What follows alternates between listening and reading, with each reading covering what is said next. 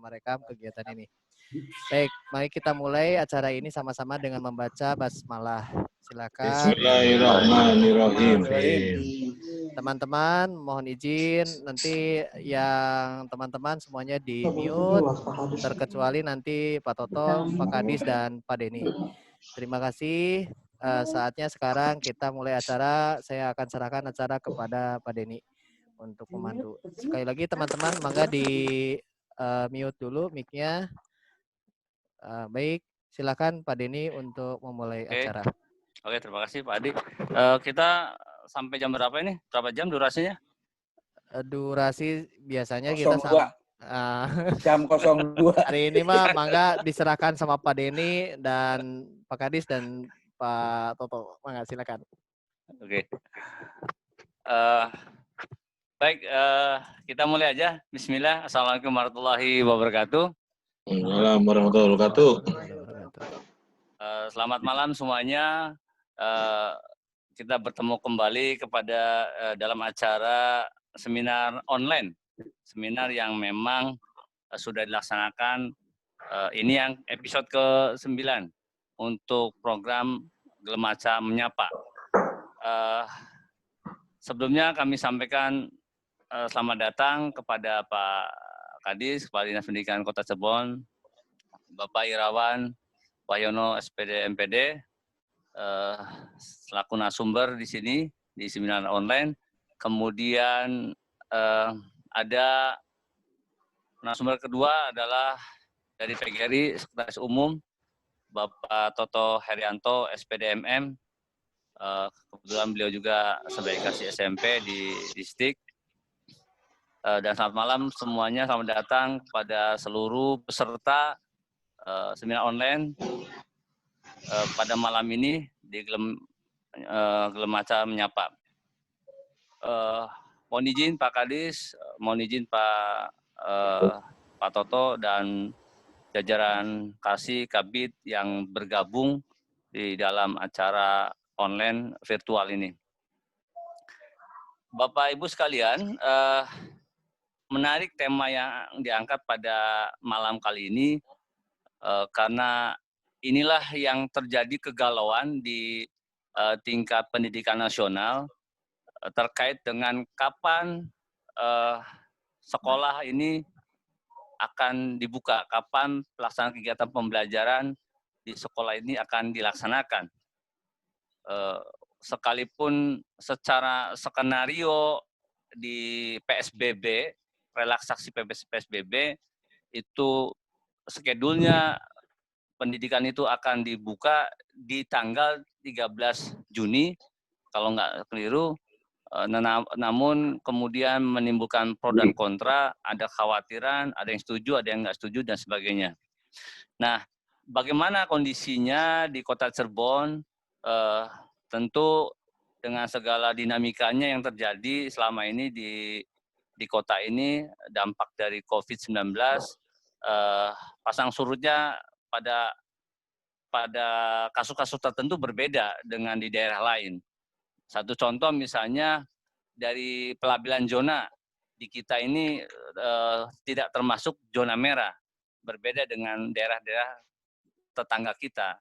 Nah, apakah ini menjadi sebuah pertimbangan bagi Dinas Pendidikan kita, ataukah ada pertimbangan lain yang memang menjadi landasan kebijakan di dalam melaksanakan adaptasi kebiasaan baru atau bahasa populernya the new normal.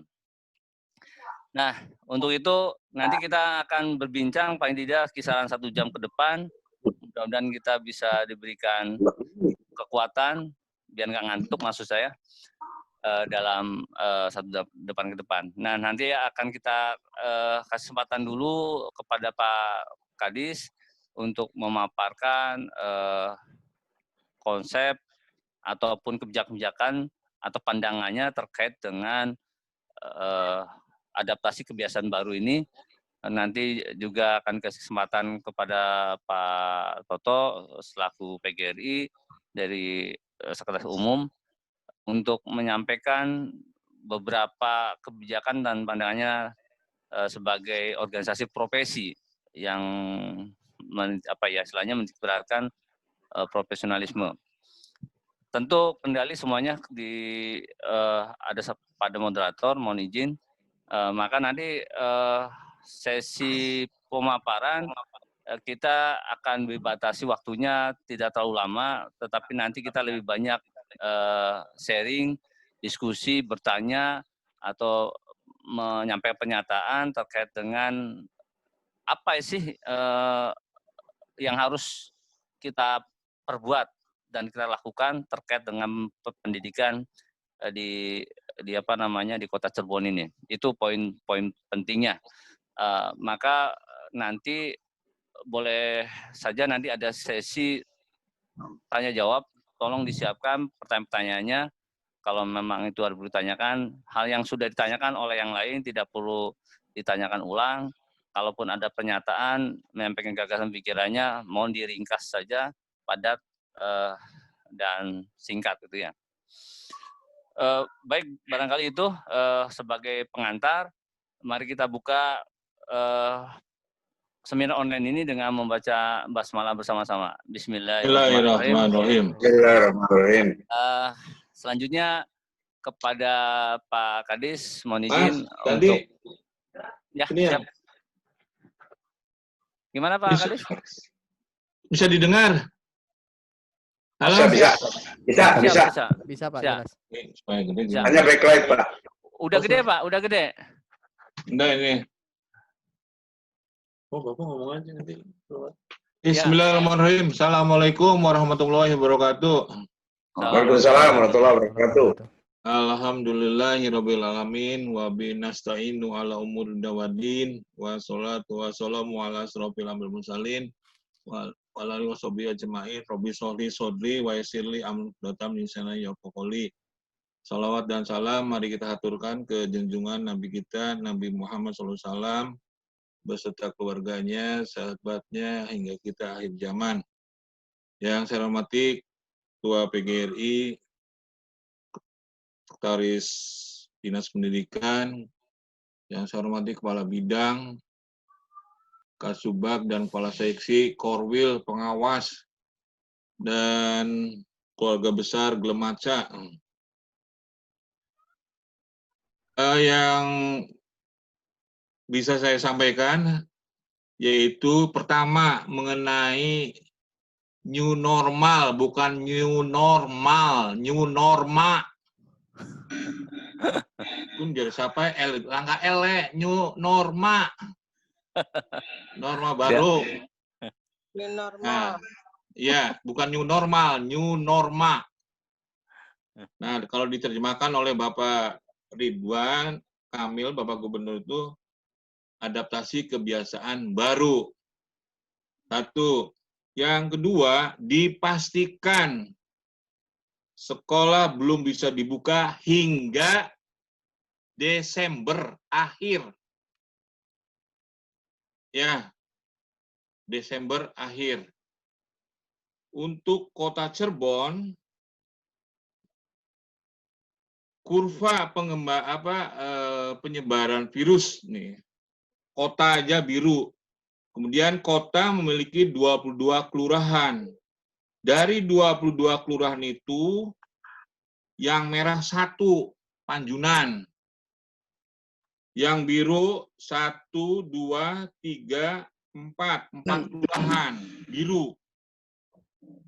Nah, 17-nya itu hijau. Ya, hijau. Ya, atas tadi kemarin hasil rapid test di Pasar Kanoman reaktif 7.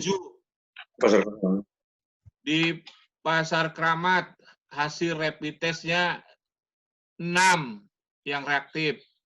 Kemudian hasil rapid test yang di pesisir 6. Ini perkembangannya. Sementara yang positif itu 8. 2 meninggal, 2 masih perawatan, 4-nya udah sembuh. Ini untuk di Kota Cirebon. Namun demikian, permasalahan ini adalah permasalahan nasional. Tidak ada dalam posisi berdiri sendiri. Jadi Kepala Negara, Presiden sudah menyatakan melalui keputusan Presiden nomor 12 itu darurat nasional. Nah, pemegang perintah ini belum menyampaikan sekolah dibuka. Untuk Kota Cirebon, besok adalah PSBB kedua terakhir akan dipersiapkan dengan PSBC, pembatasan sosial berskala cilik. Tapi kata Bapak Gubernurnya, pembatasan sosial berskala mikro. Tapi tadi sudah dirumuskan pembatasan sosial berskala besar transisi proporsional. Di antaranya tempat ibadah dibuka untuk kegiatan utama dan lainnya dengan memperhatikan protokol kesehatan. Mal juga gitu. Tapi begitu pada lingkup pendidikan, sekolah belum bisa dibuka. Atas saran dan anjuran rekomendasi dari Kepala Dinas Kesehatan, kemudian Ikatan Dokter Indonesia, kemudian gugus tugas COVID-19 Kota Cirebon, untuk sekolah belum bisa dibuka.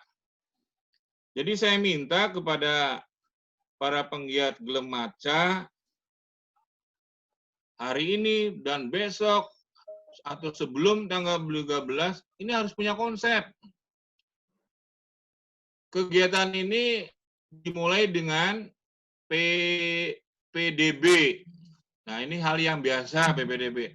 Ini yang paling sulit yang belum bisa ketemukan, tapi Pak Toto sudah menyiapkan konsepnya bagaimana mengantarkan anak sekolah ini pada gerbang 13, 14, 15.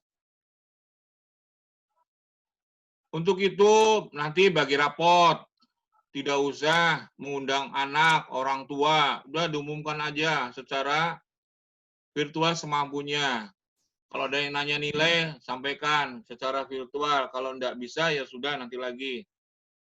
Kemudian PPDB juga hampir semuanya online, baik TK, SD, SMP. Nah, begitu juga pengumuman online. Kemudian nanti daftar ulang online. Sampai hari pertama, 13, 14, 15, online. Materinya adalah sosialisasi tentang pembelajaran jarak jauh. Kemudian sosialisasi protokol kesehatan. Kemudian materi yang ketiga, sosialisasi tata tertib sekolah selama 3 hari. Tapi anak-anak yang baru, kelas 1 SD, kelas 7 SMP, ya tetap di rumah. Begitu juga kelas 8, kelas 9. Ini mohon ke semuanya para pencipta pendidikan, insan pendidikan, untuk benar-benar mempersiapkan konsep sebaik mungkin. Karena pertimbangan yang paling strategis itu pembelajaran jarak jauh itu satu, dipastikan koneksitas internet. Jangan hanya beberapa sekolah dianggapnya bisa semua. Kemudian kepemilikan HP yang bisa mendukung jarak jauh. Ada tidak? Kalau ada, bagaimana? Kuota. Nah, ini kemarin hasil PCT, Value Clarification Teknik pengumpatan nilai. Ini para komunitas Gelem Maca harus belajar juga PCT, Value Clarification Teknik pengungkapan nilai. Sudah belajar belum?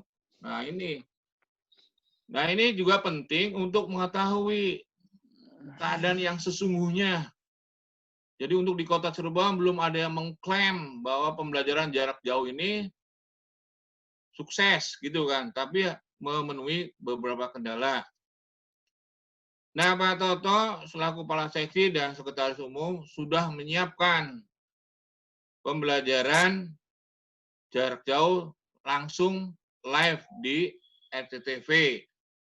Dari sisi perencanaannya, insya Allah sudah matang karena akan dirancang, dikonstruksi oleh MGMP KKG.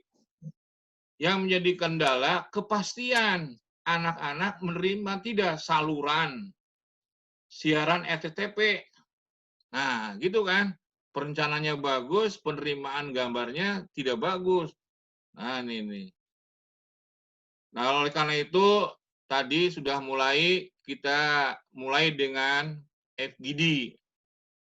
Beberapa sekolah tadi SMP sudah menampilkan model layanan pendidikan selama pandemik atau new norm. Kata Bu Yayan, norm itu apa? Norma ya, norm.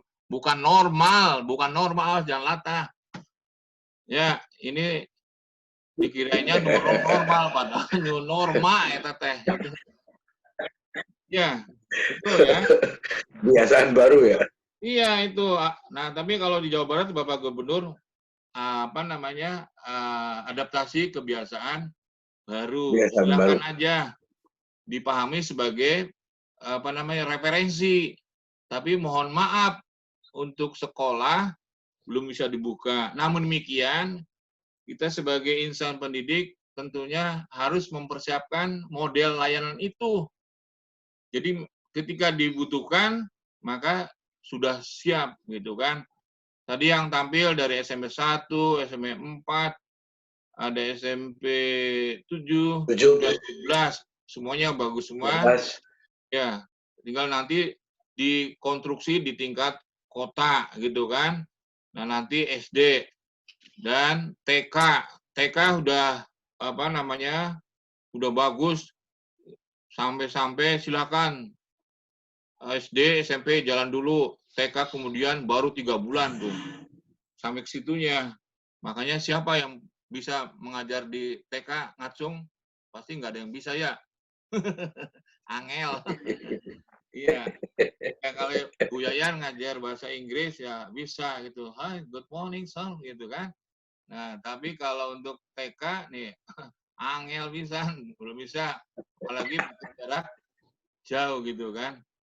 Tapi alhamdulillah Bapak kita, Bapak Wakil Presiden Republik Indonesia, Bapak Profesor Dr. Kiai Haji Ma'ruf Amin, membuat pernyataan di TV Kompas sama Berita 1, pembelajaran jarak jauh tidak efektif. Ya, karena berbagai kendala itu kan. Jadi tidak semudah dibayangkan bahwa mendidik melalui teknologi. Silakan teknologinya canggih. Nggak bisa ya. Harus memenuhi kaidah-kaidah didaktik, metodik, pedagogik. Sudah belajar belum Pak Guru Denny, belajar didaktik, metodik, pedagogik. Nah ini. Siap. Ya. Label pendidik, tapi belajar ilmu pedagogik, metodik, didaktik, metodik, pedagogik belum. Nah ini dikiranya gampang, ganti aja dengan teknologi jarak jauh. Bukan, jauh dari itu norma-norma kaidah didaktik, metodik, pedagogik. Ini yang perlu diperhatikan. Namun demikian karena kita harus berhadapan dengan masyarakat yang awam, belum mengenal dunia pendidikan secara hakiki, ya mungkin memberikan pembelajaran jarak jauh. Pemerintah melalui Mendikbud dengan TVRI-nya. Namun perlu dicatat bahwa kehadiran pembelajaran jarak jauh melalui TVRI Kota Cirebon dulu, lebih dulu daripada Kemendikbud, karena kita sudah mulai dengan RTTP, ya kan? RTTP langkah pada. Ya, ini yang bisa sampaikan perkembangan dari COVID pandemik di Kota Cirebon. Ingat ya, biru 1 kelurahan merah, 4 kelurahan biru, 17 hijau. Hasil rapid test hari ini menunjukkan kekhawatiran yang amat mendalam. Ini menjadikan perhatian bagi kita semua dalam menyelenggarakan pendidikan. Dan nanti tanggal 13 saya sampaikan lagi, kita akan memasuki PSBB, transisi proporsional. Dan nanti kemasan pelaksananya itu namanya PSBC, pembatasan sosial berskala cilik, atau kata Bapak Presiden mikro. Itu kan artinya yang dikarantina itu wilayah adalah RT, RW, dan kelurahan. Kalau yang hijau ya tidak dilakukan, yang biru dilakukan, lebih-lebih yang merah. Ya, itu yang bisa sampaikan. Terima kasih kepada keluarga besar Glemaca yang selalu semangat mengabdikan dirinya, mendedikasikan dirinya pada dunia pendidikan. Baka Dudu Glemaca, sapa maning. Jangan merasa lelah untuk berjuang di dunia pendidikan. Baka Dudu kita, sapa maning Pak Deni. Terima kasih. Ya. Terima kasih Pak Kadis. Ya, oke. Terima kasih. Assalamualaikum warahmatullahi wabarakatuh. Assalamualaikum warahmatullahi wabarakatuh. Terima kasih Pak Kadis atas penyampaian dan pemaparannya singkat dan padat. Banyak informasi yang disampaikan tadi dalam pemaparan yang singkat itu. Ada beberapa poin yang penting barangkali sedikit saya tangkap tadi terkait dengan adaptasi kebiasaan baru ya, yang dalam bahasa Pak Kadis tadi new normal, bukan new normal. L-nya dicopot ya. Ya, L-nya jatuh. L-nya dipakai literasi. Iya. New normal. Jadi pada poinnya pelaksanaan pembelajaran di Kota Cirebon belum bisa dilaksanakan hingga mengikuti kebijakan nasional, kan begitu ya? Kebijakan nasional. Karena apalagi fakta yang terjadi berdasarkan hasil tes, rapid test tadi, ada banyak jumlah titik yang masih rawan di Kota Cirebon. Tadi sudah diulas dan banyak hal. Nah, peserta lain tadi bisa mencermati dan barangkali nanti ada pemaparan yang ingin ada pendalaman ketika nanti sesi tanya jawab, silakan disimak dan dicatat dulu gitu ya. Misalnya tadi tanggal 13, 14, 15 Juni itu Pak Kadis ya. Itu kan ada penyampaian terkait hasil bagi raport. Nanti kayak apa dan bagaimana silakan didalami oleh Bapak Ibu guru atau peserta yang lainnya. Termasuk tentang PJJ. Dari sisi tadi daring itu seperti apa, kemudian kalau dengan media SCTP itu polanya seperti apa, ada risiko-risiko yang harus disiapkan dan seperti apa, termasuk misalnya keluhan dari PJJ di level SD, di level TK itu modelnya kayak apa, nanti didalami di pas sesi tanya jawab oleh Bapak Ibu sekalian sebagai peserta seminar online pada malam ini. Berikutnya kita kasih kesempatan ke Pak Toto Herianto, SPD MM, selaku Sekretaris Umum PGRI. PGRI mau tidak mau karena PGRI ini adalah organisasi profesi, tentu akan ikut berpikir menyiapkan bagaimana skenario, konsep, kebijakan, paradigma, model, dan metode yang harus dirumuskan terkait dengan perpanjangan nih, PSBC katanya, atau PSBM, cilik atau mikro gitu ya, di Kota Cirebon. Kan gitu. Maka nanti kita akan dengarkan dari Pak Toto dengan perpanjangan PSBM BC ini harus bagaimana guru disiapkan, harus bagaimana guru merumuskan pembelajaran dan seterusnya. Ini menarik karena ini menjadi sorotan banyak pihak ketika guru libur. Ini libur paling lama Pak dalam peradaban manusia modern di pendidikan ini ya, termasuk di luar negeri itu. Nah, ini menarik ya untuk diinikan. Apalagi misalnya ada satu ambigu ya, misalnya di satu sisi semuanya ada pembebasan, relaksasi, kelonggaran dalam hal aktivitas, di satu sisi sekolah tidak boleh. Ada orang yang nyetuk, aduh anak kita repot baik ning umahe main be gadget, main be dolan bae, tapi di sekolah. Tapi di satu sisi sekolah orang tua juga ada yang bilang, aduh iki anak bakal sekolah engkau jadi makanan corona jadi kan gitu. Ini kan jadi menjadi tarik ulur yang menarik. Maka saya kira silakan Pak Toto bisa menyampaikan secara singkat dan padat. Bapak kemarin tadi sudah disiapkan slide-nya Pak ya, barangkali bisa ditampilkan secara terbuka, nggak usah tutup-tutupi gitu ya kepada peserta yang ada yang hadir pada kesempatan malam ini. Mangga Pak Sekum. Ya. Terima kasih. Assalamualaikum warahmatullahi wabarakatuh. Waalaikumsalam warahmatullahi wabarakatuh. Mudah-mudahan kita selalu sehat, diberi kemudahan, kekuatan gitu loh. Apa yang disampaikan Pak Kadis ini nampaknya sama dengan apa yang di benak saya, karena saya juga sering diajak Pak Kadis terkait dengan rapat-rapat koordinasi masalah pandemi. Sehingga dari awal saya berpikir bahwa Pak Kadis mengatakan sebagai panglima tertingginya atau hukum tertingginya adalah terkait dengan persoalan keselamatan, kesehatan guru dan anak. Ya. Kan gitu, guru dan siswa. Itu yang paling utama. Dan saya sangat sepakat karena teman-teman itu berada di garis depan ketika pelaksanaan belajar mengajar. Dan sebagai organisasi profesi, kita juga wajib melindungi teman-teman kita yang ada di lapangan. Yang kedua, terkait dengan new norma, kan gitu kan, new norma. Buat saya persoalan new norma atau segala macam itu tergantung pemerintah,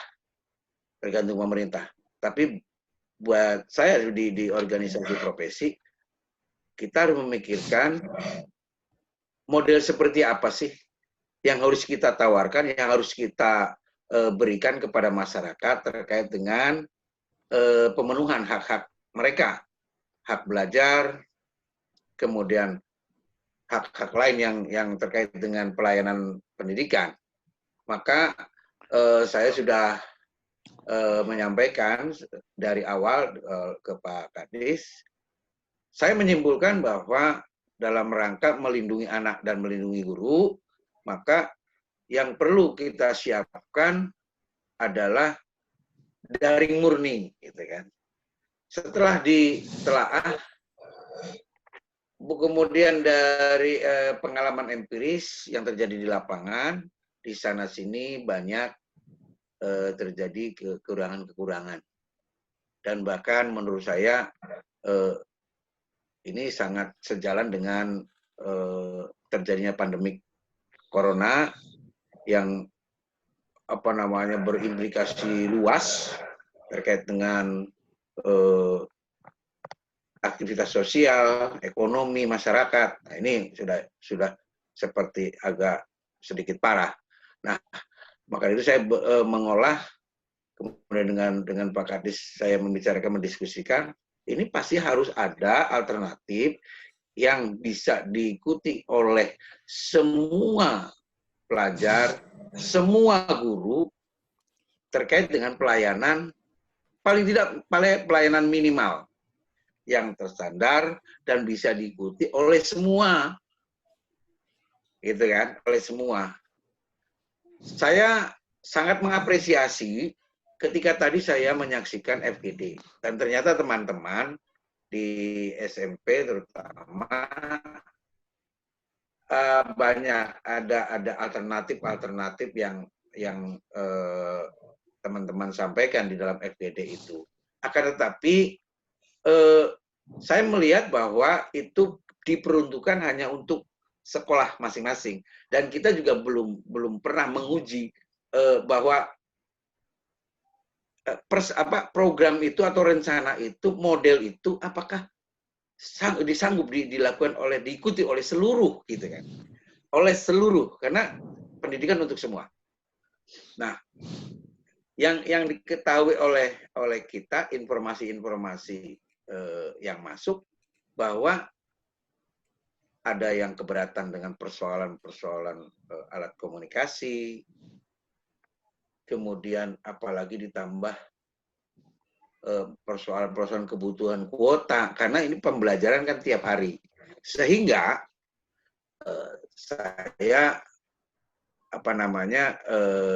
berbicara, ngobrol, diskusi dengan Pak Kadis, ini saya menyimpulkan bahwa ini harus ada daring murni. Daring murni. Kalau kita bicara kemudian luring mah sudah biasa kita lakukan kan. Luring sudah biasa kita lakukan sehari-hari sebelum ada pandemi, itu pasti luring semua kan gitu kan. Tetapi luring juga bermacam-macam, saya lihat di FGD tadi berkembang, yaitu ada luring dan daring dijadikan jadi satu kombinasi. Ini menurut saya, mohon maaf, ini memberatkan guru, juga memberatkan masyarakat, terutama siswa. Sementara situasinya seperti ini. Menurut saya lebih cenderung bisa mengadakan daring murni, bisa diikuti oleh semua siswa berbagai tingkatan dari TK, SD, SMP, kemudian juga diolah langsung oleh KKG masing-masing, karena KKG dan MGMP itu saya yakin dan percaya bahwa mereka sudah hafal betul anatomi kurikulum yang mereka ajarkan tiap tahun kan gitu. Jadi kurikulum buat saya yakin guru itu sudah makanan sehari-hari. Tentunya ada strategi apa segala macam, ada pemadatan atau substansi yang sangat penting, itu udahlah serahkan ke guru. Ini saya udah ke KKG dan MGMP. Alhamdulillah tadi siang saya juga berkumpul dengan MGMP. Saya melihat, waduh, ini buat saya merasa bangga. Ternyata guru-guru kota Cirebon itu, mohon maaf, guru-guru kota Cirebon itu menurut saya hebat. Semuanya hebat, gitu kan. Nah, kehebatan itu terpancar dari semua yang pertemuan tadi siang, dan saya meyakini MGMP dan kelak nanti KKG, karena memang saya juga waktu itu pernah membina KKG, saya yakin itu bisa kita menciptakan satu model pembelajaran daring murni melalui televisi, gitu loh. Seperti yang pernah kita sedang kita lakukan kerjasama dengan Radar, sehingga terbagi menjadi waktu-waktu tertentu, di mana dari TK sampai TK, SD, SMP itu dalam satu hari ada pembelajaran. Begitu. Dan alhamdulillah nampaknya minggu depan akan rampung skenario pembelajaran di tingkat SMP, karena memang KKG belum saya undang, dan MGMP alhamdulillah kelihatannya sudah tinggal finishing touch. Kemudian survei-survei yang harus dibutuhkan itu harus kita lakukan bersama-sama. Tetapi satu hal yang lebih penting buat saya sebagai organisasi profesi. Satu hal yang penting, saya bangga tingkat kebersamaan, kekompakan guru-guru di Kota Cirebon amat luar biasa. Sehingga saya meyakini teman-teman guru semua yang ada di Kota Cirebon mampu merencanakan, melaksanakan, dan lain-lain tentang pelayanan pendidikan di Kota Cirebon. Sementara itu Pak Denny, kalau untuk slide yang paparan PPT itu, mohon maaf, saya harus sempurnakan, dan saya juga harus disampaikan ke Pak Kadis dan Pak Kabid untuk bisa disempurnakan. Baru setelah itu bisa di launching, saya akan terbuka semuanya. Nanti kita bahas sama-sama. Itu barangkali Mas Denny. Oke, maaf, siap. Jika ada yang kurang, kita akan kembangkan di diskusi nanti. Terima kasih. Mohon maaf Pak Kadis. Mohon maaf teman-teman, barangkali ada hal-hal yang kurang di sana sini terkait dengan kegiatan malam ini. Terima kasih. Assalamualaikum warahmatullahi wabarakatuh. Waalaikumsalam warahmatullahi wabarakatuh. Baik, Bapak Ibu sekalian, terima kasih kepada Pak Toto, Sekretaris Umum PGRI telah memaparkan secara singkat terkait dengan model metode yang akan kemungkinan digunakan di dalam pembelajaran daring ya, lebih pendidikannya daring karena kita belum ada kebijakan untuk pembelajaran di tatap muka atau luring. Ya, bukan di sekolah. Baik, Bapak Ibu Guru dan teman-teman peserta di seminar online The New Norma atau AKB adaptasi kebiasaan baru. Demikian tadi dua pemaparan sumber kita terkait dengan tema kita malam ini. Nanti kita coba untuk berbagi, barangkali ada yang ditanyakan, yang disampaikan, mohon disampaikan dengan lugas, singkat, dan padat. Barangkali nanti ada teman-teman dari guru yang menyampaikan gagasan, konsep, ide, model, dan metode yang memungkinkan bisa diramu, dirumuskan menjadi satu hal untuk menyempurnakan dari kebijakan yang nanti akan diberlakukan pembelajaran di Kota Cirebon. Baik,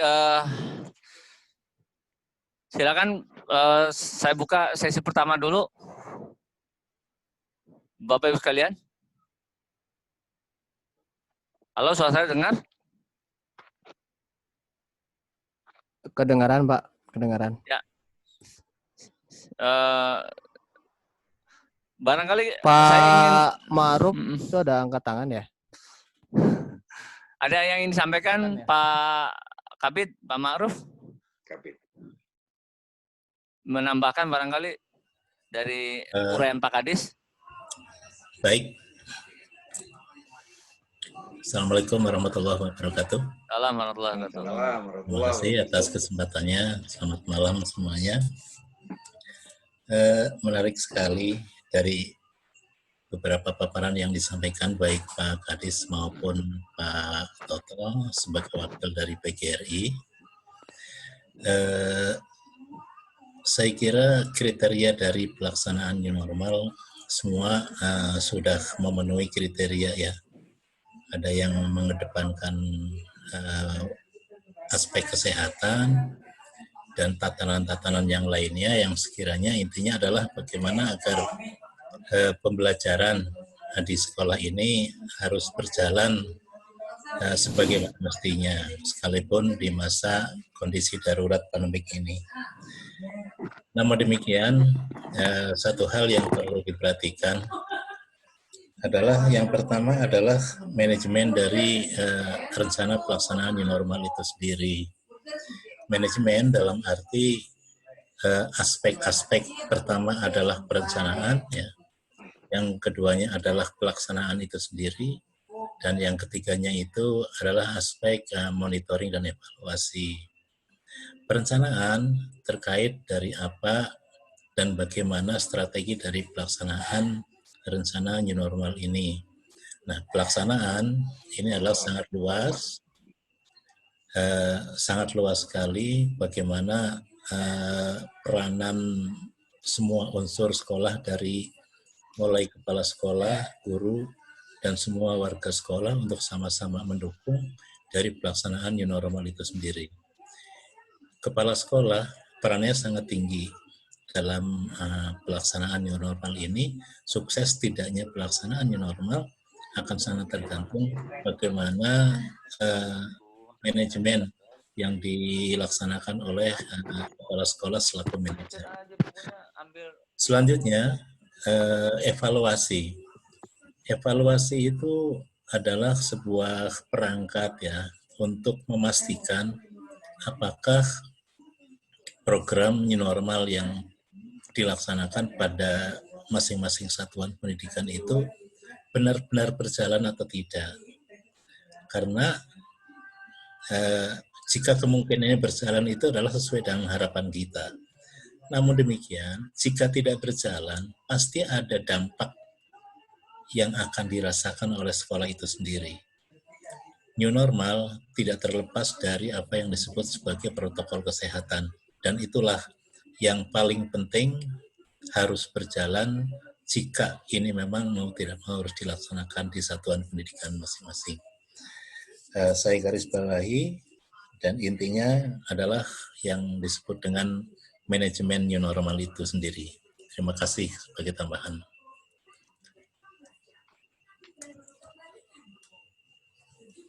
Pak Denny. Mas Denny? Pak Denny-nya sepertinya. Mas Denny? Pak Denny, sepertinya tadi off dulu mungkin. Ya Pak. Itu. Maka, Pak, Siap. Pak Den. Baik, terima kasih kepada Pak Kabid yang sudah menyampaikan pemaparan secara singkat. Poin penting tadi yang kita tangkap adalah bahwa new normal itu terkait perlunya manajemen protokol ya, atau manajemen new normal sendiri di level sekolah tentunya. Kemudian pertanyaan penting yang disampaikan oleh Pak Kabid adalah apakah evaluasi dalam proses pembelajaran selama ini mungkin daring atau PJJ sudah dilakukan sesuai prosedur dan sebagainya. Kan ini akan menjadi nanti catatan untuk ke depan seperti apa gitu ya. Karena konsep PJJ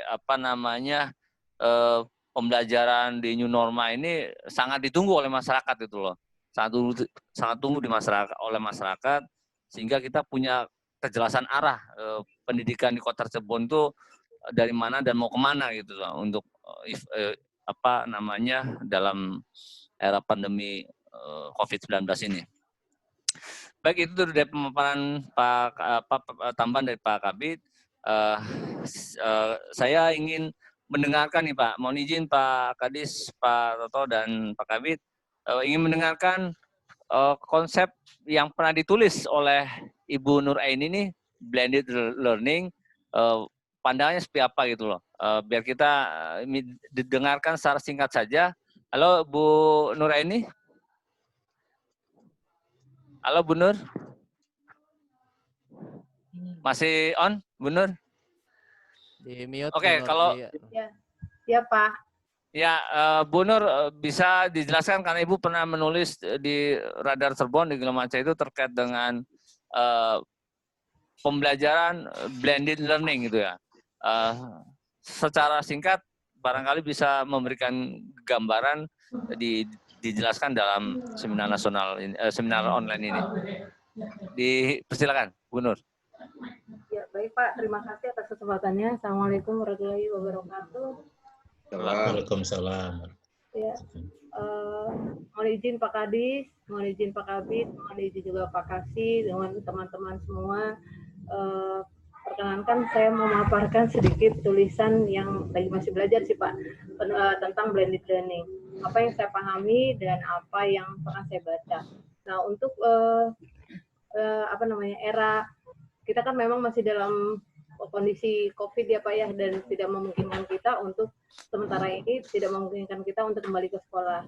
Tapi memang ada beberapa alternatif apabila memang di suatu saat nanti kita diperkenankan untuk kembali ke sekolah, maka untuk pembelajarannya disarankan untuk menggunakan blended learning. Blended learning itu berarti untuk pembelajaran kombinasi dari daring dan luring.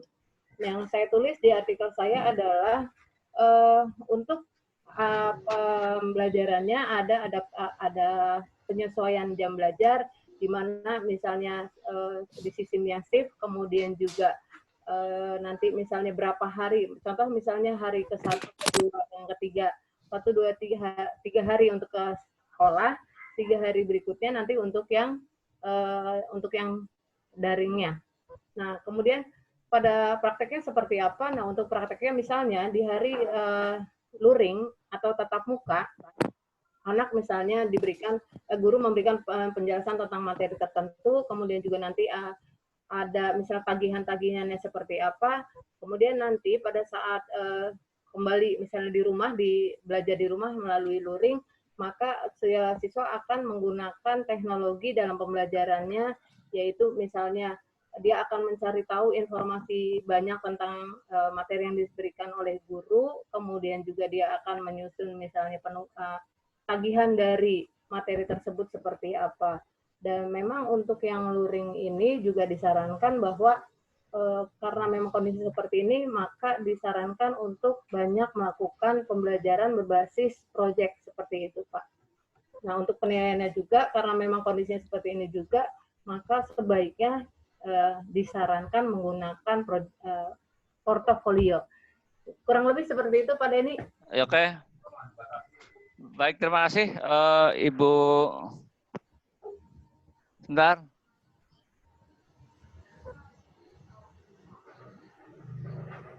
Aduh. Bentar ya. Halo? Ya. Ya, Pak Den. Halo? Ya, halo. Iya, Pak. Ya, oke. Ya, Demikian tadi dari Bu Nur terkait dengan blended learning ya. 3 hari masuk, 3 hari daring, Bu ya. Dan intinya nanti pembelajarannya berbasis proyek. Ya.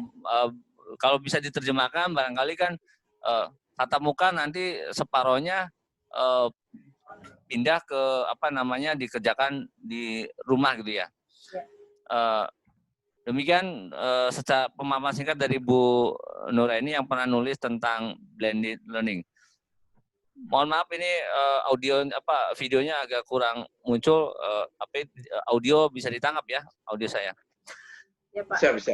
Suara Oke, selanjutnya Bapak Ibu sekalian, silakan saya kasih kesempatan untuk yang ingin menyampaikan pertanyaan kepada forum seminar ini. Ada yang ditanyakan Bapak Ibu peserta seminar online?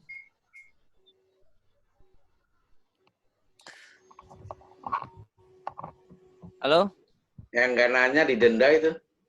Ada, Pak. di chat ada Bapak. Ya. Pak Den. Bu Intani Prajaswari itu. Silakan dibantu Pak Andi untuk dibacakan barangkali. Saya ada sedikit trouble di videonya nih.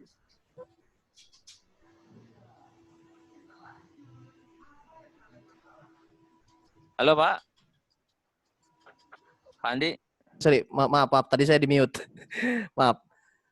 Izin bertanya, saya Intan dari Kinderville, mau bertanya bagaimana dari Dinas Pendidikan bisa membantu sekolah untuk mengubah mindset orang tua bahwa metode pembelajaran yang ada sekarang memang tidak ideal. Karena demand permintaan mungkinnya orang tua masih sangat tinggi, sebagian menuntut ketuntasan materi, tapi ada juga yang merasa PJJ tidak efektif. Jadi mungkin kalau saya sederhanakan ya, jadi mindset orang tua nih dengan PJJ itu tidak efektif, tetapi di belakang itu mereka juga ingin agar materinya tersampaikan secara tuntas gitu. Ini solusinya bagaimana? Mungkin kurang lebih pertanyaannya seperti itu. Ya, terima kasih Pak Andi sudah membacakan. Barangkali Pak Kadis bisa bantu untuk ini Pak, untuk bisa menjelaskan Pak. Halo, Pak Kadis. Pak Kadis masih on? Kalau enggak Pak DPGRI Pak barangkali bisa bantu ini menjelaskan keluhan dari pihak sekolah itu seperti itu Pak. Oke. Saya coba ya. Karena Pak Kadis nampaknya lagi ini dulu ada peluang. Pak Kadis ada tapi kayaknya di mute mic-nya Pak. Oh, di mute. Ya, mohon Pak untuk di unmute dulu.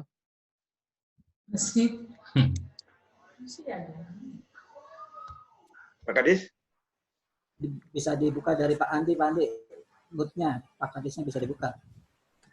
Di saya bisanya meminta Pak, kayaknya. Bisa dibuka Pak, bisa dibuka.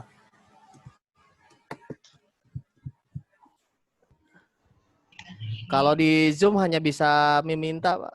Nah sekarang enggak Pak Kadis sudah. Halo, assalamualaikum. Waalaikumsalam. Terima kasih. Mbak siapa tadi yang nanya? Bu Intan. Bu Intan. Intan. dari TK Kinderfield ya. Kinderfield. Iya. Tadi yang disampaikan Bu Intan, suara masyarakat betul apa adanya. PJJ tidak efektif. Kemudian ketuntasan materi lutut, gitu kan? Nah, bagaimana bukan urusan mindset itu kan, pemahaman aja. Terlalu tinggi itu kalau diajak mindset gitu kan. Iya. Oh, kita sering komunikasi lah. Intinya komunikasi, kalau kita bisa menyampaikan dengan baik dan bisa diterima oleh masyarakat, khususnya orang tua, tentunya orang tua juga memahami bagaimana situasinya seperti begini, pandemi COVID-19 bisa ideal gitu kan. Nah, tentunya ya kita yang tahu persis ya tidak bisa ideal. Yang tadi yang seperti disampaikan, yang blended, yang apa, saya pernah membaca itu di akademisi Indonesia of University gitu kan di Jakarta, memang itu di UI itu mau menerapkan blended itu. Bagus sekali. Tapi ingat ya, yang namanya kurikulum itu sesuai dengan usia dan perkembangan. Blended learning bisa SMP, tapi belum tentu TK, belum tentu SD gitu kan. Jadi semua jenjang tingkatan ini mempersiapkan sesuatu yang pas dari sisi metodik, didaktik, dan pedagogik gitu kan. Kalau kita hanya mau bicara sesuai dengan norma yang tadi disebutkan, sangat jauh gitu kan. Tapi karena ini situasinya begini, ya kita mau mengejar ketuntasan materi, dan demikian sebetulnya bukan ketuntasan materi ya, itu hal yang tidak pernah dipahami kita di dalam dunia di taktik, metodik, dan pedagogik itu bukan itu. Karena setiap kita melakukan pembelajaran, itu berangkai sekali kegiatan nyambung dengan tugas terstruktur nyambung lagi dengan ini. Atau dengan kata lain, intra, ko, ekstra itu tidak dalam posisi berdiri sendiri, tapi harus satu kait gitu kan. Ingat ya, setiap kegiatan pembelajaran nyambung dengan tugas terstruktur, dari tugas terstruktur nyambung dengan portofolionya. Ini harus dipahami. Kalau mau mencapai ideal ya begitu. Nah, tapi suatu situasi begini. Nah, yang disampaikan Mbak Keki ini adalah sebuah permasalahan di masyarakat, khususnya orang tua gitu kan. Nah, yang paling utamanya adalah kita pandai untuk memberikan edukasi, sosialisasi, komunikasi yang baik dan bisa diterima. Nah, komunikasi, edukasi ini juga harus memahami masyarakat yang kita hadapi apa itunya kan, stratanya apanya gitu. Jadi jangan sampaikan kita bicara dengan orang tuanya menengah ke atas, nah, terus yang menengah ke bawah bahasanya disamakan kan nggak mungkin itu. Nah, memang ya sebagian ini juga Pak Denny, Pak Toto, Pak Kabid ya, ini disadari situasi begini saya cukup memprihatinkan dan berdebar tuh ya Bu Nuraini. Nah, ini berdebar di mana kalau yang ketika saya melakukan klarifikasi value klarifikasi teknik pengukuran nilai itu di TK ini yang hampir semuanya itu swasta. Nah, ini di ujung tanduk ya. Karena memang prinsipnya itu kayak orang Betawi, lu jual, aneh beli gitu kan. Mau bantu SPP-nya gimana? Dianggapnya pembelajaran tidak ada gitu kan. Dianggapnya gurunya tidak ada tugas. Padahal saya baru satu sekolah yang tahu persis online itu SMP Negeri 4. Nah, mereka nggak tahu bahwa saya di setiap sesi saya tahu persis di SMP Negeri 4. Nah, itu bisa dilakukan ya, pas juga anaknya SMP. Tapi belum tentu bisa dilaksanakan di SD, belum tentu juga dilaksanakan di TK. Jadi marilah kita untuk memikirkan bagaimana konsep ke depan dengan situasi ini. Pembelajaran di TK pas, kemudian di SD juga pas, di SMP juga pas. Sekali lagi, saya baru mengikuti satu KBM online di SMP Negeri 4. Bagus sekali itu. Dan saya ikuti ketika guru memulai dengan Assalamualaikum, kemudian siswa jawab Waalaikumsalam dan sebagainya. Itu yang diterapkan di SMP Negeri 4 KBM online. Tapi belum tentu bisa diterapkan di sekolah lain, apalagi di jenjang SD, apalagi di jenjang TK. Intinya adalah kita harus mampu melakukan komunikasi, edukasi, sosialisasi kepada masyarakat gitu. Hal yang positif dan negatif dari layanan pendidikan pada saat pandemik COVID-19 ini. Terima kasih. Assalamualaikum warahmatullahi wabarakatuh. Assalamualaikum warahmatullahi wabarakatuh. Jadi Ibu Intan bisa menyimak tadi ya, poin pentingnya terkait dengan mindset masyarakat itu dari pemaparan Pak Kadis tadi adalah perlunya komunikasi dan sosialisasi kan terkait dengan pembelajaran di era pandemi ini itu seperti apa. Nah, setiap sekolah itu dengan pola dan model yang berbeda sesuai dengan kondisi sekolahnya, kondisi siswanya ataupun orang tuanya. Itu seperti itu. Barangkali dari PGRI ada yang disampaikan Pak Toto terkait dengan pertanyaan Ibu Intan? Ya, terima kasih. Selamat malam Ibu Intan. Jadi betul apa yang disampaikan oleh Pak Kadis bahwa idealnya memang seperti tadi kan gitu kan. Tetapi ini kan dalam situasi pandemi COVID-19 ini, wah, kalau kita harus menuntut seperti idealnya, kita makin sulit itu kan. Dan perlu disampaikan bahwa kita, mari kita membuka ini ya, membuka hati kita, saling memaklumi, saling mengerti, saling menyadari terkait dengan kondisi seperti ini tidak mungkin akan terjadi satu tuntutan pembelajaran seperti yang sebelum terjadi persoalan atau pandemi. Nah, tetapi di dalam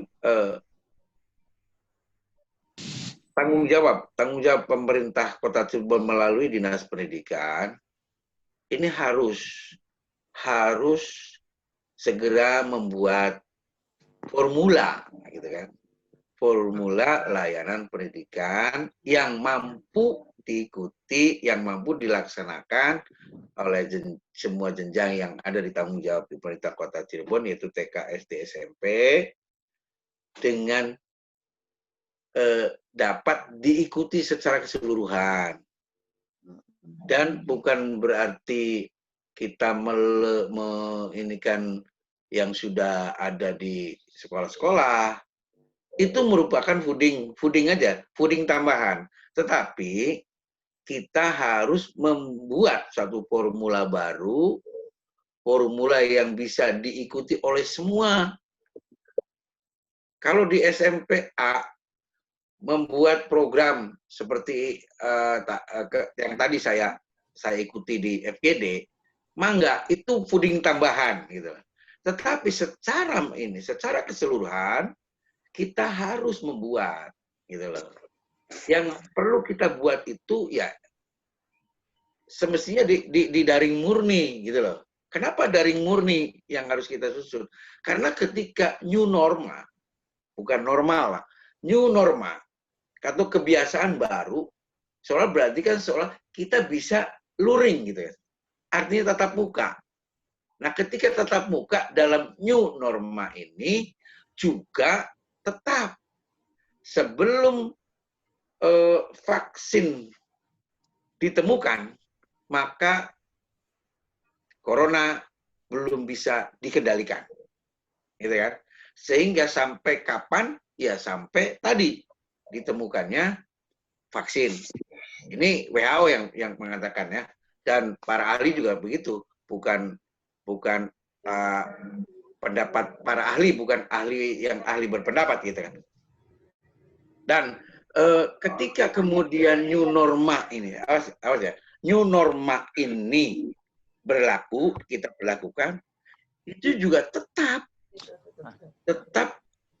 protokol kesehatan itu protokol kesehatan itu harus diutamakan. Karena tadi kan bahwa hukum yang paling utama adalah keselamatan dan kesehatan guru dan siswa di sini. Nah, maka dari itu new norma ini juga tidak harus tadi, mohon maaf. Tidak harus ketika new norma ya sudah luring dengan protokol kesehatan dan penyederhanaan dari pembelajaran. Dan tidak bisa, nah saya tidak setuju ketika dibagi shift tapi berbeda hari. Ini nggak bisa. New norma itu seolah-olah pembelajaran normal gitu, seperti biasa ya sebelum pandemi, hanya pembelajarannya dipadatkan dan dibagi 2 atau 3 shift. Ya wayahna bae guru ngajar 2 kali malah kan gitu. Memang juga jamnya di kalau kemudian satu hari itu misalnya kelas 7 misalnya, atau kelas 5 satu hari itu. Lah, ini gurunya cuma ada 1. Kan gitu kan. Ini bedanya di guru kelas. Kalau guru bidang studi mungkin guru mapel bisa diatur. Tapi ini apa namanya di SD ini guru kelas. Ketika dibagi shift dan dalam waktu yang sama, guru siapa? Gurunya itu siapa lagi? Karena gurunya guru kelas. Nah, ini juga harus kita ini kan, sehingga kalau new norma ini diberlakukan di Kota Cirebon, saya merekomendasikan bahwa jadwal seperti biasa, tetapi pembelajarannya dibagi 2 shift dalam 1 hari, tidak ada perubahan itu. Tetapi ketika kemudian kita dalam masa seperti ini nggak ada bicara luring. Mohon maaf, tidak ada pembicaraan masalah luring. Semuanya daring murni. Kenapa daring murni? Ini kita tidak akan pernah disalahkan ketika pada saat-saat seperti ini kemudian ada luringnya, kemudian muncul masalah, timbul permasalahan, entah anak itu dari mana, tetapi kemudian muncul di ini ada siswa yang ini, ya kita lah babak belur begitu. Jadi demikian Bu Intan, mohon maaf. Mari kita samakan persepsi, mari kita saling edukasi masyarakat. Ini masa-masa COVID-19 ini, ya kita sebisa mungkin, tapi seminimal mungkin, hanya dari semua jenjang, semuanya harus satu model, sehingga evaluasinya pun bisa dilakukan, dan kita bisa menerima informasi daya serap dari masing-masing anak-anak itu seperti apa. Itu barangkali mudah-mudahan bermanfaat. Terima kasih. Assalamualaikum warahmatullahi wabarakatuh. Waalaikumsalam. Pak Denny. Terima kasih Pak Toto atas pemaparannya. Ada beberapa pertanyaan lagi nih terkait dengan pelaksanaan PJJ babak keberapa ini, periode keberapa? PJJ. Libur itu kita udah 3 bulan, Pak ya. Maret, April, Mei, mau masuk ke Juni. Paling tidak ada 3 periode PJJ yang akan kita terapkan, dan mudah-mudahan model daring yang kita akan laksanakan ini akan jauh lebih siap daripada daring-daring sebelumnya gitu loh. Ya. Bapak Ibu sekalian, khususnya Pak Kadis dan Ketua PGRI terkait dengan tadi Pak Kadis menyampaikan untuk pengumuman pembagian rapot nih. Ada yang bertanya dari peserta, untuk rapot itu secara teknisnya apakah boleh dikumpulkan dengan tetap memperhatikan protokol kesehatan, ataukah diumumkan lewat daring saja? Itu ada pertanyaan seperti itu. Kemudian sekalian aja ya biar nanti dijawabnya nyambung. Kemudian terkait dengan pola PJJ untuk SD kelas 1, SD kelas bawah lah gitu, kelas rendah. Itu polanya seperti apa gitu loh. Karena memang kalau PJJ sementara anak sendiri kan masih belajar nulis, belajar ya calistung lah gitulah di level itu secara teknis gambarannya mungkin seperti apa. Ini juga menjadi persoalan yang dihadapi oleh banyak guru-guru SD untuk kelas rendah gitu loh, kan gitu. Nah, terkait dengan online, bagaimana dengan keterbatasan finansial orang tua gitu loh, kendala dalam pelaksanaan PJJ daring berbasis online itu. Bagaimana dengan kota atau daerah yang mungkin agak susah terakses oleh sinyal. Nah, ya walaupun saya juga apakah benar Cirebon itu nggak ada sinyalnya gitu. Jangan-jangan nggak ada sinyal itu karena nggak ada kuota gitu. Kayak gitu. Jadi kemudian ada pertanyaan lagi support orang tua ini tentang PJJ. Karena ternyata beberapa kawan guru itu mengaku dalam proses PJJ itu tidak semua siswa mengikuti gitu loh. Bahkan 50%.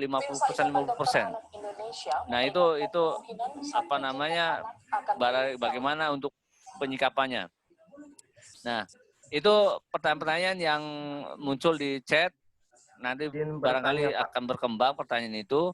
Nah, nanti kita juga, nanti kalau Pak Kadis, Pak Sekum sudah menyampaikan dan menjelaskan, mengulas terkait dengan beberapa pertanyaan tadi, nanti juga kita pengen dengar nih, ada Ketua Gelmaca dan Ketua MKKS, Pak Lilik masih on ya, masih mengudara, kiranya barangkali bisa menjelaskan gitu loh, dari sisi mewakili suara kepala sekolah di SMP seperti apa kendalanya.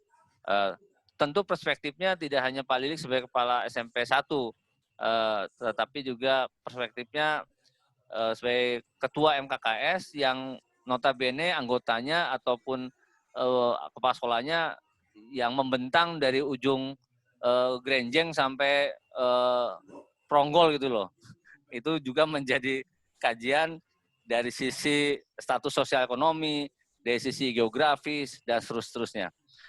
Mangga kepada Pak Kadis dulu untuk mengulas atau menanggapi terkait dengan tadi pembagian rapot teknis seperti apa, kemudian siapa keterbatasan finansial dengan PJJ yang berbasis PJJ online, kemudian pembelajaran tingkat di kelas rendah atau kelas bawah di SD, itu seperti apa?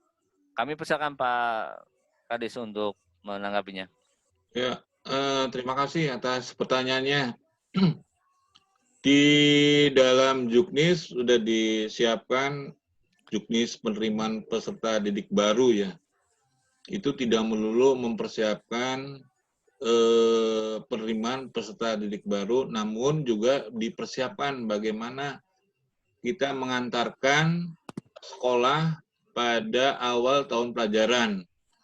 Di dalam tahun ajaran yang baru itu ada hari pertama, yaitu tanggal 13, 14, 15. Nah, itu akan diisi dengan sosialisasi.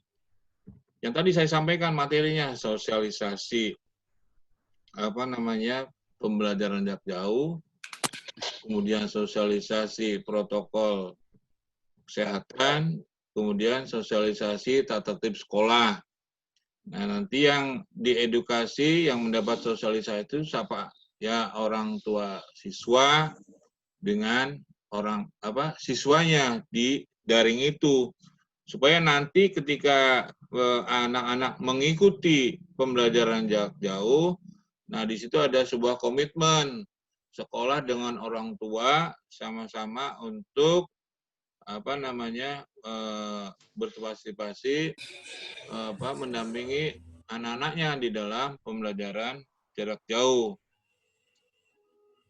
Kemudian yang kedua, nah Kemarin ketika saya melakukan value clarification teknik pengungkapan nilai kepala TK dan PAUD SD, ketika saya menanyakan apakah koneksitas, ketersambungan internet, ya hampir semuanya jawabnya boro-boro.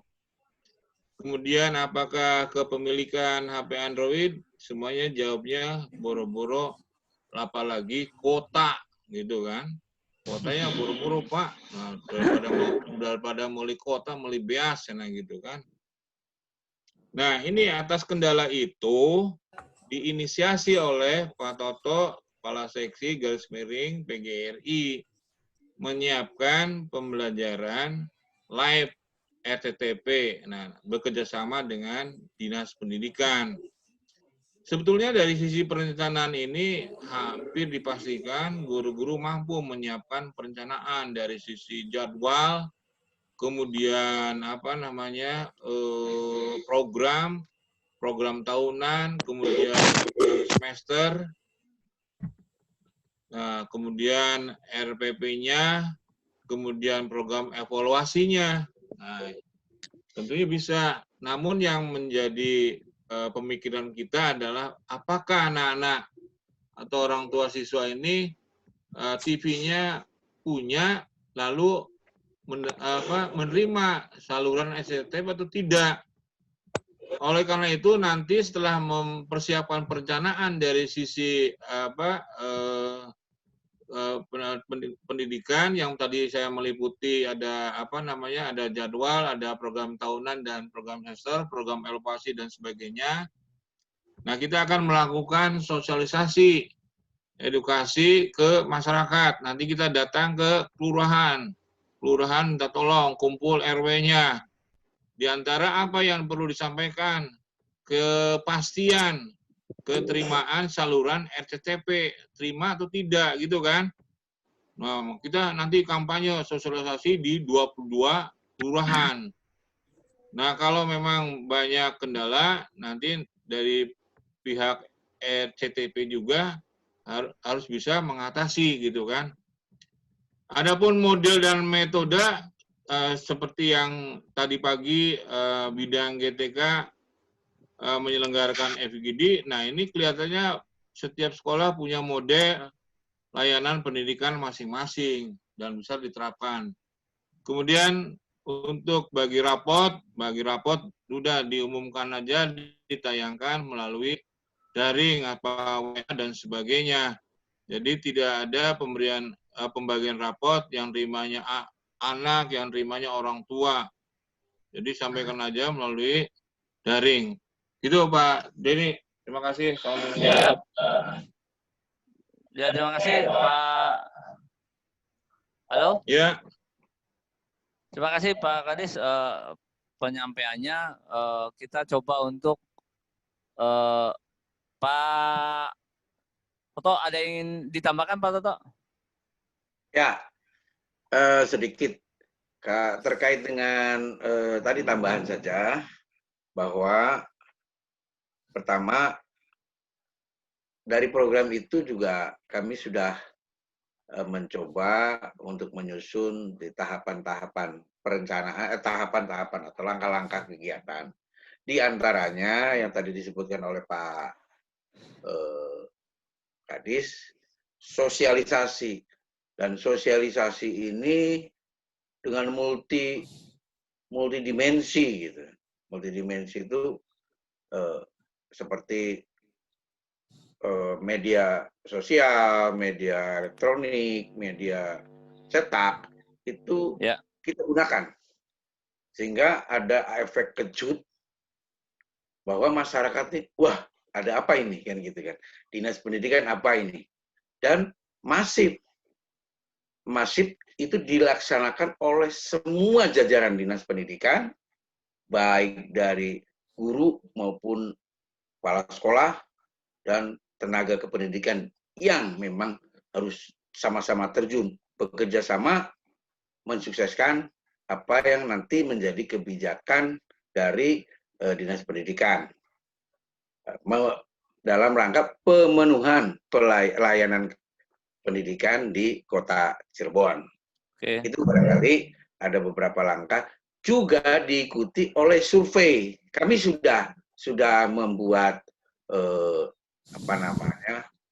membuat aplikasi yang insya Allah dengan singkat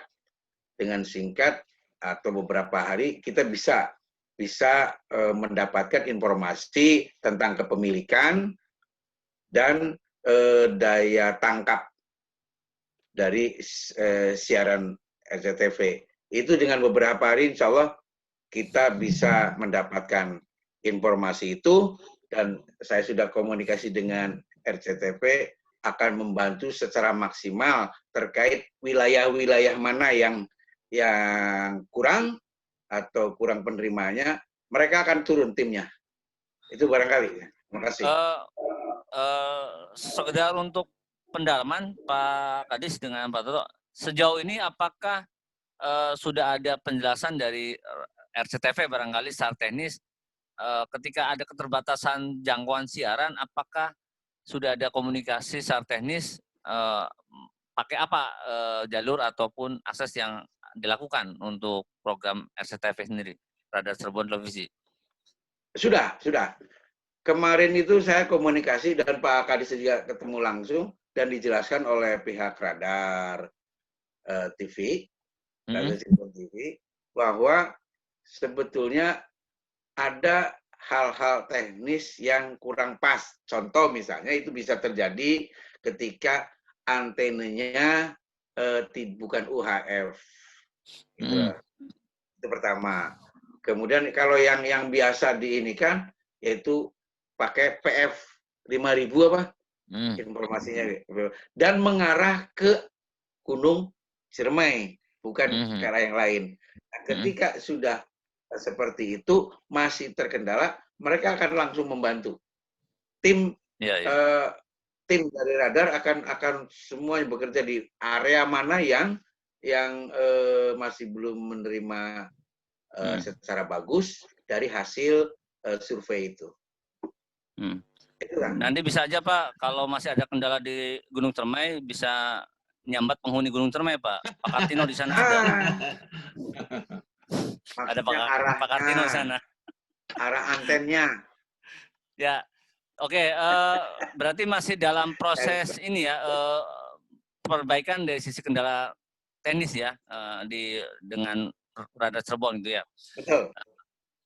Oke, terima kasih atas penjelasannya Bapak Ibu sekalian. Memang mudah-mudahan proyek untuk PJJ dengan Radar Cirebon Televisi ini tidak mengalami kendala yang substansi ya gitu. Misalnya bisa aja menggunakan selain live dari Radar Cirebon secara studio ditangkap oleh televisi, bisa saja Radar Cirebon secara on air atau secara live ditampilkan lewat channel YouTube ya. Jadi secara bersamaan.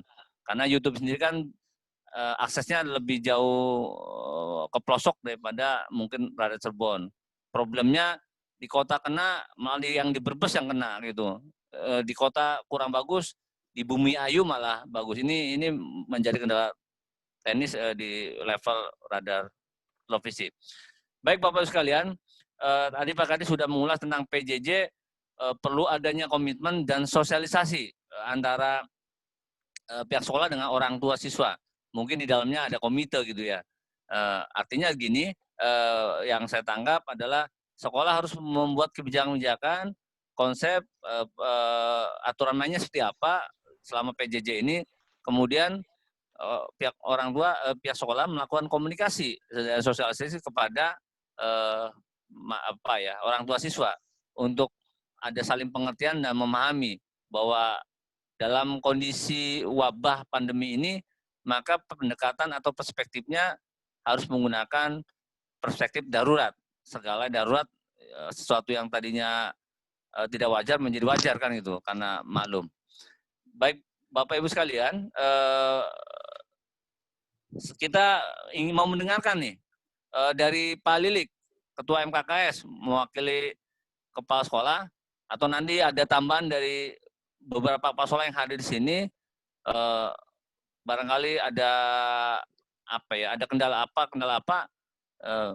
bisa berbagi di forum online pada kesempatan malam ini. Maka Pak Lilik untuk menyampaikan pandangan-pandangannya terkait dengan PJJ. Baik, Mas Denny. Bismillahirrahmanirrahim. Assalamualaikum warahmatullahi wabarakatuh. Waalaikumsalam warahmatullahi wabarakatuh. Assalamualaikum warahmatullahi wabarakatuh. Bapak Kepala Dinas Pendidikan Kota Cirebon, Pak Jirawan Wahyono, SPD MPD yang saya hormati, Bapak Sekum PGRI Kota Cirebon, Mas Toto Erianto SPD MM, dan juga hadirin seminar di langit ini untuk episode Remaja Menyapa yang ini sudah periode ke-9 dan spesial hari ini bisa menghadirkan narasumber Pak Kadis dan juga Sekum PGRI. Terima kasih Pak Kadis dan Pak Sekum. Nah, untuk menyimak apa yang dipaparkan tadi oleh Pak Kadis dan juga Pak Sekum dan juga atensi dari para peserta seminar, perlu kami informasikan bahwa kami di tengah-tengah memberikan pelayanan pendidikan pada anak-anak kita, SMP, SD, tentunya para sekolah dengan Bapak Ibu guru dan juga penghuni sekolah berupaya memberikan pelayanan pendidikan yang maksimal. Tidak serta-merta hanya pembelajaran, namun upaya-upaya tadi tentunya membuat para kepala sekolah dan Bapak Ibu guru bekerja secara kreatif. Pak Kadis dan Pak Sekum dan juga peserta seminar yang saya hormati, upaya yang sudah Dinas Pendidikan upayakan, termasuk dengan kerjasama dengan Radar TV dan juga RRI, ini adalah bentuk salah satu upaya agar pembelajaran pendidikan anak-anak kita terpenuhi dengan berbagai kendala tentunya. Semua itu hanya salah satu atau salah dua atau salah tiga alat agar pembelajaran dengan media yang ada tersampaikan kepada anak. Dan dengan radio pun masih ada kendala. Tidak semua anak ternyata bisa memenuhi atau mendengarkan dari radio RRI yang pernah rekan-rekan kami tayangkan. Demikian juga untuk Radar TV. Ada keluhan masih tidak adanya sinyal untuk Radar TV di Kota Cirebon. Demikian juga menggunakan media yang lain, katakanlah yang berbasis Android dengan Edmodo, dengan keluhan kuota yang tidak mencukupi dan sebagainya.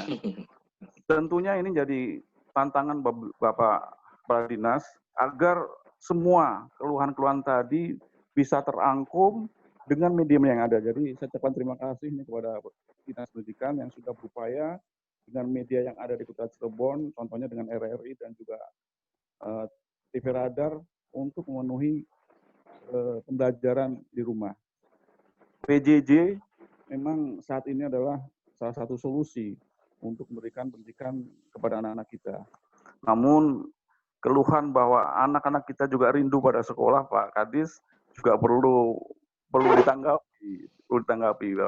Termasuk juga bahwa kita tidak hanya cukup dengan pembelajaran, tapi pendidikan, nuansa pendidikan ini yang lebih penting. Sehingga kami berharap mudah-mudahan wabah pandemi COVID-19 ini cepat berakhir sehingga anak-anak lebih nyaman belajar di sekolah.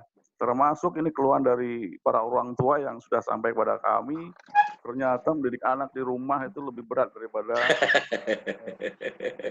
mereka mempercayakan pendidikan di sekolah. Jadi penting sekali bagi para penggerak pendidikan, Bapak Ibu guru, bahwa kita ternyata tentu masih tetap diperlukan di dunia pendidikan di luar dari media atau alat pembantu.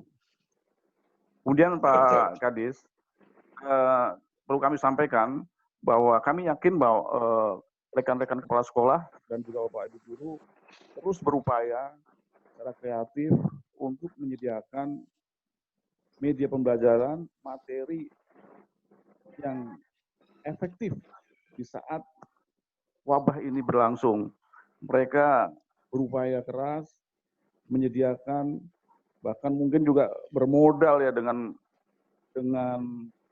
kekuatan yang ada, mungkin juga pengadaan kuota yang mungkin sekolah tidak bisa memberikan, tapi mereka bisa membuat film, membuat video pendek di dalam pembelajaran. Ini tentunya perlu diapresiasi pada teman-teman semua dalam rangka upaya memberikan layanan terbaik bagi siswa-siswinya. Kemudian untuk layanan yang lain, Pak Kadis, termasuk tadi disampaikan juga pembagian raport, ada beberapa hal yang perlu dipertimbangkan. Kalau memang hal itu dilarang, katakanlah tidak boleh hadir di sekolah, ada beberapa hal sekolah yang juga berharap bisa menghadirkan. Tapi tentunya dengan protokol kesehatan pandemi COVID-19 ini, katakanlah dengan bermasker, dengan menjaga jarak, dengan mengatur jumlah berkumpulnya,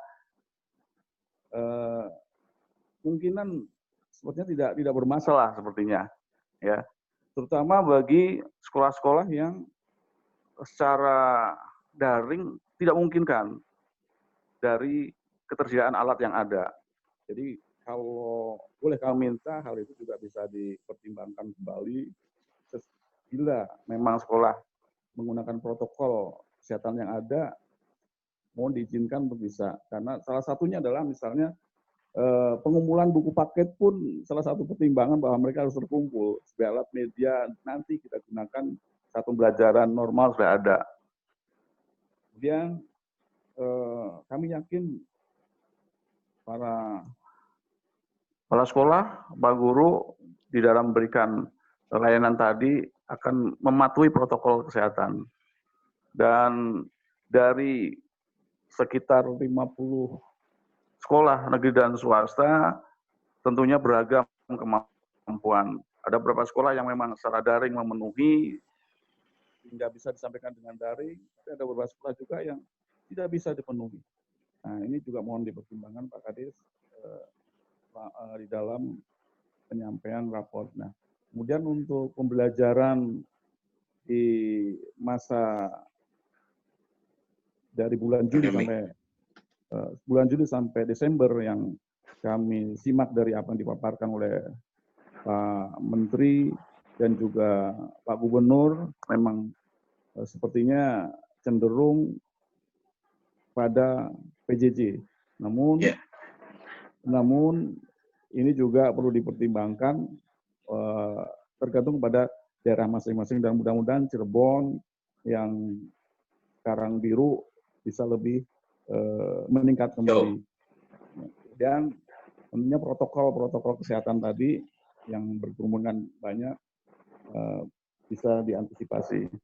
Demikian mungkin Mas Denny yang bisa kami paparkan, bahwa sekali lagi sekolah selalu berupaya mendukung Dinas Pendidikan memberikan layanan pendidikan yang terbaik selama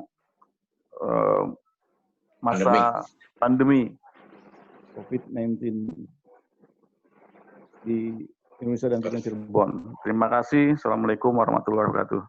Waalaikumsalam warahmatullahi wabarakatuh. Assalamualaikum warahmatullahi wabarakatuh.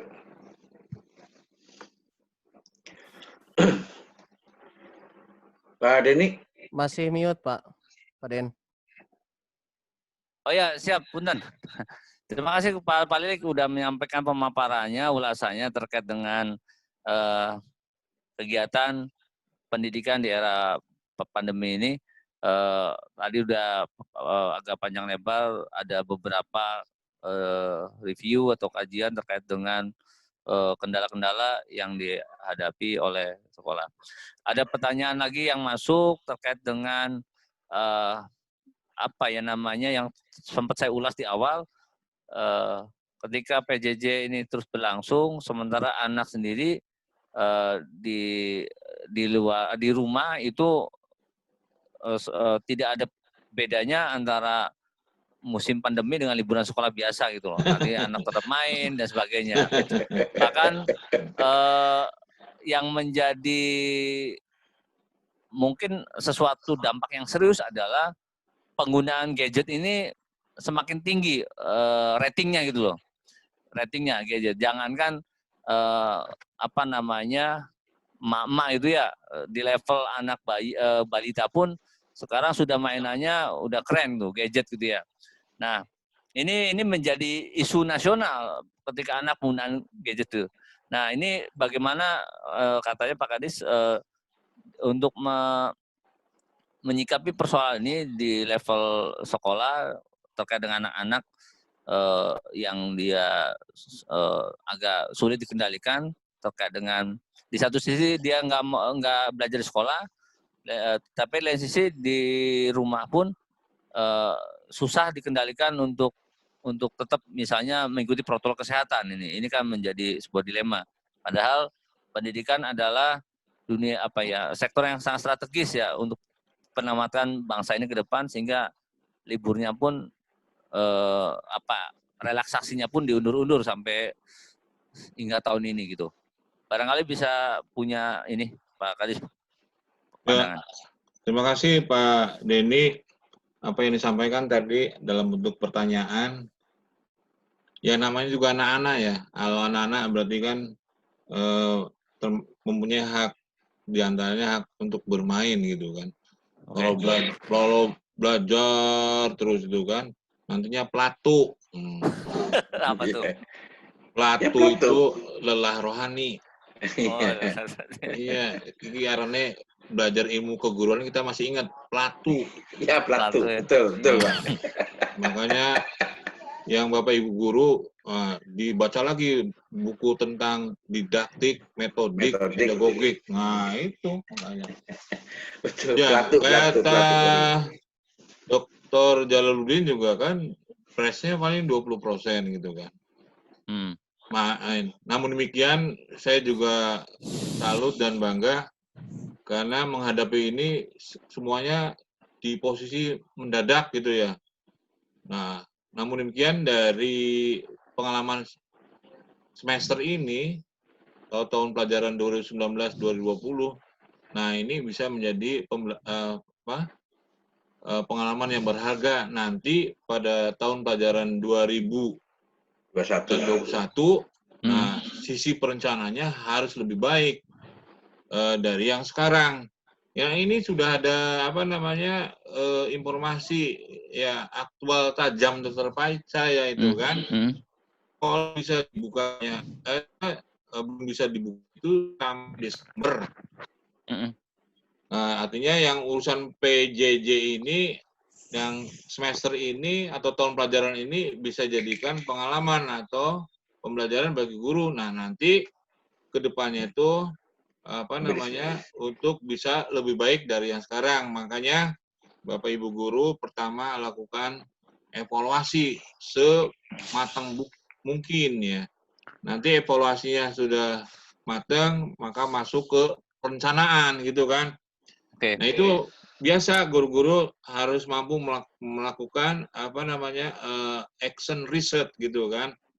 Artinya pemikirannya secara siklus. Jadi yang ini itu pelaksanaan pembelajaran jarak jauh di semester ini, nah masuk ke evaluasi, kemudian ke revisi. Dari revisi ini masuk ke perencanaan. Nah, nanti perencanaan baru ke pelaksanaan. Kemudian dievaluasi begitu dan begitu terus. Siklusnya, Pak? Tidak mampu melakukan evaluasi secara matang, nah ini juga akan berpengaruh pada perencanaan. Perencanaan yang tidak matang juga nanti akan berpengaruh pada pelaksanaan. Pelaksanaan yang tidak matang juga nanti akan berpengaruh lagi pada evaluasi. Nah, memang jadi kerja kita dituntut secara siklus biar kendala bisa diatasi dan tentunya hasilnya secara kurva bisa meningkat gitu kan.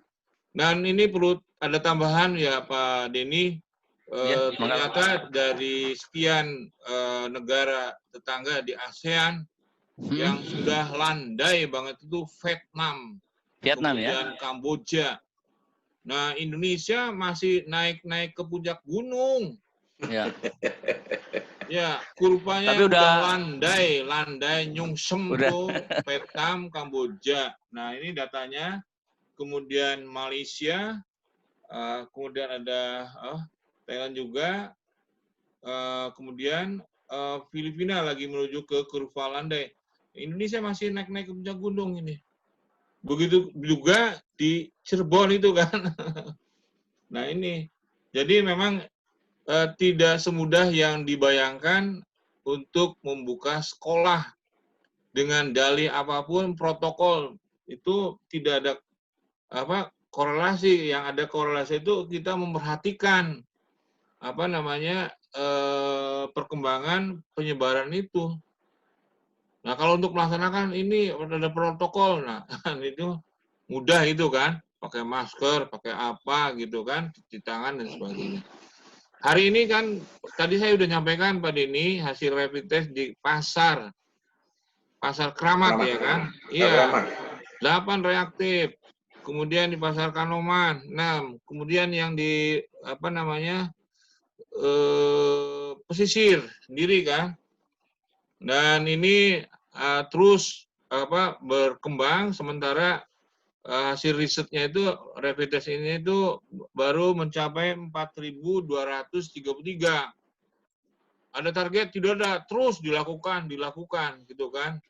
Tos, temukan, kemudian obati sampai sembuh. Nah, gitu namanya. Nah, ini berpengaruh kuat terhadap dunia pendidikan karena masalah ini adalah masalah multidimensi, masalah multidisiplin. Jadi ketika kita bicara sekolah dibuka atau ditutup, nah ini kita memperhatikan aspek yang inti yaitu kesehatan. Nah, itu. Keselamatan dan kesehatan. Gitu kan? Karena tadi yang disampaikan Pak Saikum betul. Saat pandemik ini adalah hukum tertingginya adalah keselamatan dan kesehatan guru dan siswa. Gitu. Ya, jadi jangan sampai ini kan Pak hanya orang tua aja yang datang. Nanti pakai masker, pakai ini nggak bisa. Bagi rapotnya udah diumumkan aja depan sekolah itu kan. Kelas 7 A, B, C, naik KB gitu kan. Kelas 8 gitu. Ini jadi saya berbicara ini tidak semata-mata common sense atau hanya berdasarkan akal sehat, tapi memperhatikan variabel yang lain, terutama variabel kesehatan gitu. Ya, jadi saya minta juga nanti bagi rapot udahlah itu aja lah. Kalau bisanya diumumkan di depan sekolah ya depan sekolah aja kan gitu. Kalau ada kelasnya ada sampai berapa H ya 7A sampai H gitu kan. Lulus KB. Nah, kalau ada yang enggak itu ya paling persentasenya aja 98% atau berapa. Kan gitu kan. Kelas 8. Ingat sekali lagi ya. Itu yang dilakukan rapid test ini kan deket tuh. SMS 1 deket dengan pasar Kramat, iya kan? Nah, terus yang itu di pesisir. Nah, sekolah-sekolah yang deket SMS 1 kemudian ada SD Kramat. Nah, itu harus ya. Oke, terima kasih. Assalamualaikum warahmatullahi wabarakatuh. Waalaikumsalam warahmatullahi wabarakatuh. Bisa sedikit menambahkan Pak Sandi? Mangga Pak Toto. Ya. Terima kasih Pak Lilik. Saya tadi pagi sampai siang saya menyaksikan, saya mengapresiasi semua yang hadir. Dan saya tahu bahwa semua kepala sekolah sudah menyiapkan segala sesuatunya. Saya menyampaikan apresiasi banget deh. Bahwa kepala-kepala sekolah kita ini hebat-hebat. Tetapi persoalan ketika kemudian menjadi bahwa pendidikan itu untuk semua, maka kita wajib mencari formula pembelajaran jarak jauh yang bisa diikuti oleh semua, karena ini hak semua siswa di Kota Cirebon. Itu yang pertama. Jadi itu yang harus kita pahami, dan anggap saja planning tadi yang bagus-bagus itu adalah fooding lagi ya, fooding kepada anak-anak siswa di sekolah masing-masing kan gitu kan. Tetapi dari pola frame berpikir kita adalah menyiapkan pembelajaran untuk semua warga Kota Cirebon. Itu. Kemudian yang kedua, yang disampaikan Pak Kadis tadi, saya tegaskan kembali bahwa bukan kita melarang atau Pak, anak-anak itu memang sudah kangen. Betul, guru juga kangen. Oh, saya juga kangen kok.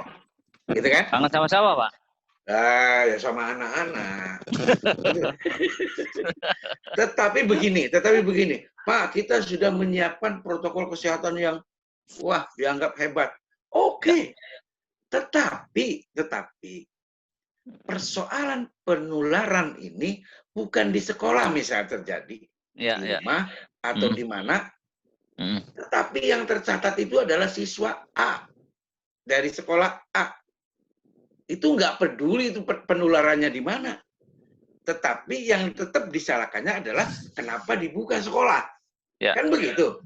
Jadi digeneralisir. Nah, inilah yang dikhawatirkan menjadi klaster baru ketika dibuka sekolah.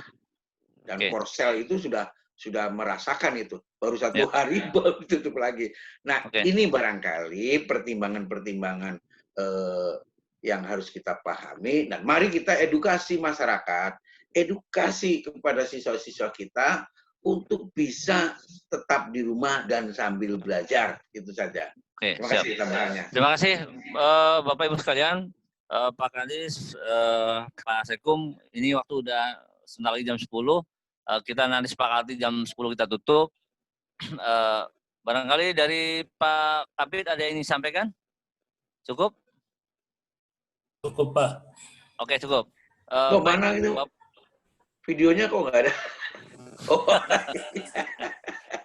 Oke, kita barangkali ada yang perlu sebagai pernyataan closing, Pak Kadis, ada yang disampaikan? Tetap semangat mengabdikan diri pada dunia pendidikan walaupun pandemi COVID. Hidup guru, maju terus, pantang mundur, pendidikan maju. Ayo pada sekolah, ayo pada ngajar. Jangan berhenti selama hayat masih di kandung badan. Tugas terus. Assalamualaikum warahmatullahi wabarakatuh. Waalaikumsalam warahmatullahi wabarakatuh. Sip. Baik Bapak Ibu sekalian, kita di penghujung waktu, kita sudah banyak berdiskusi dari sekitar 1 jam lebih terkait dengan pendidikan atau pembelajaran di era pandemi atau new normal. Ada beberapa hal yang menjadi kesimpulan barangkali. Pertama, bahwa kita semua sepakat bahwa prinsip utama dalam pembelajaran pandemi ini adalah kesehatan dan keselamatan warga sekolah. Kan begitu. Kemudian yang kedua, sebagai pengganti, pilihannya sepanjang pandemi belum memasuki new normal sesungguhnya, kita tetap akan melaksanakan pembelajaran jarak jauh, PJJ, dalam bentuk daring. Nah, tadi diulas, daring dengan berbagai metode dan modelnya pun ada sisi kelebihan dan sisi kekurangannya. Yang lebih untuk menutup kekurangan, yang kurang mencari tutup yang lebih itu seperti apa. Nah, Pak Nida, pelaksanaan PJJ itu ada kendala, misalnya anak bermain, ya ini menjadi ranah orang tua di rumah, bagaimana mengendalikan anak di rumah. Misalnya kalaupun main boleh, tapi tetap menjaga protokol kesehatan. Main bola ya boleh, tapi jaraknya 2 meteran gitu loh, nggak boleh rapat-rapat gitu misalnya. Kemudian, mana mungkin anak-anak. Kemudian kita ada keterbatasan kuota akses internet kan gitu ya. Kemudian kalaupun ada aksesnya, ada kuotanya, HP-nya langka, nanti bantuan sosial malah tuku HP gitu loh. Nah, tetapi ada juga yang menarik. Ini juga menjadi PR kita bersama, baik semua insan pendidikan misalnya. Semuanya bisa, tetapi juga ada keluarnya di sumber daya manusianya. Barangkali gurunya bagaimana mendesain pembelajaran daringnya dan sebagainya.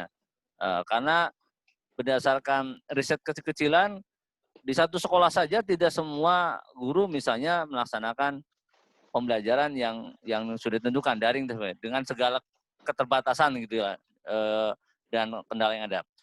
Tapi Bapak Ibu semua, semua itu kata Pak Kadis tetap harus jalan dulu aja gitu loh.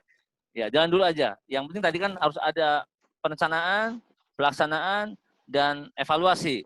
Nah, evaluasi kan gitu. Jadi pelaksanaan yang apa ya? Jika sekarang misalnya ada hal yang kekurangan, ada kendala, ada hal yang perlu diperbaiki, maka itu menjadi evaluasi feedback kan gitu untuk perencanaan yang berikutnya. Dan siklus itu harus terus berputar. Terus menerus. Nah, yang terakhir peran kepala sekolah dari pemahaman tadi kelihatannya akan menjadi memainkan peran yang strategis gitu sebagai manajer sekolah. Tentu sehebat apapun kebijakan pemerintah, kebijakan dinas pendidikan di semua tingkatan, kalau eksekusi pas sekolahnya di tingkat sekolahnya tidak sejalan, tidak komitmen, tidak memegang ketentuan yang ada, maka tetap saja kan di level sekolah pelayanan pendidikan kepada masyarakat di mana anak-anak sekolah maka akan menjadi sebuah kendala. Maka proses perencanaan, pelaksanaan dan evaluasi ini akan jauh lebih efektif ketika dilakukan di level sekolah. Kan begitu ya? Kiranya itu poin-poin penting yang bisa dimunculkan pada seminar online kali ini. Yang terakhir, ketika semua media model dan metode pembelajaran itu sudah dilaksanakan, maka hal yang paling penting adalah sekolah yang lebih tahu, guru yang lebih tahu metode model pembelajaran dalam situasi pandemi ini yang paling cocok buat sekolahnya masing-masing, buat siswanya masing-masing. Terima kasih atas semuanya, Pak Kadis, Pak Sekum, Pak Kabid, dan semua Pak Sekolah, guru-guru, penggiat literasi, insan pendidikan yang bergabung dalam forum seminar online pada malam hari ini untuk episode 9. Kita akan berjumpa pada lain kesempatan dan lain waktu dengan topik dan tema yang lebih menarik dan lebih hot gitu ya. Demikian, mohon maaf saya mewakili saya sebagai moderator, mohon maaf bila ada yang kurang berkenan dalam penyampaiannya, ada gangguan teknis yang kurang ini, saya mohon maaf dan terima kasih atas perhatiannya.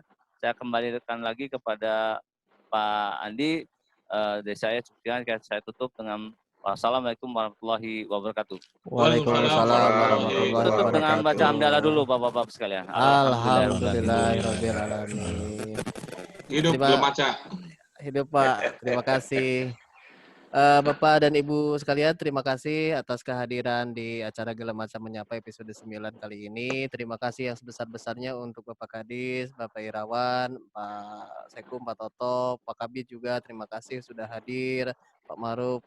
Kemudian tentunya Bapak Ibu guru, baik Ibu guru, Bapak guru, kepala sekolah, dan pengawas juga yang hadir dalam acara ini, saya ucapkan terima kasih yang sebesar-besarnya karena bisa berpartisipasi dalam acara ini. Jangan lupa mudah-mudahan kita bisa bertemu lagi di hari Senin di episode 10 yang rencananya masih akan bersambung dengan acara kali ini, yaitu terkait dengan bagaimana sih pelaksanaan atau gagasan-gagasan Bapak dan Ibu guru yang mengikuti FGD nanti yang akan di-sharekan di episode 10. Insya Allah di hari Senin Bapak dan Ibu kita tunggu kehadiran dan partisipasinya. Mangga Bapak dan Ibu diperbolehkan untuk live dari ruangan ini karena nanti setelah live ini kita akan memproses recording yang acara kita kali ini. Sekali lagi mohon maaf yang sebesar-besarnya atas kekurangan dan kehilapan yang ada pada diri kami. Saya ucapkan Assalamualaikum warahmatullahi wabarakatuh. Waalaikumsalam warahmatullahi wabarakatuh.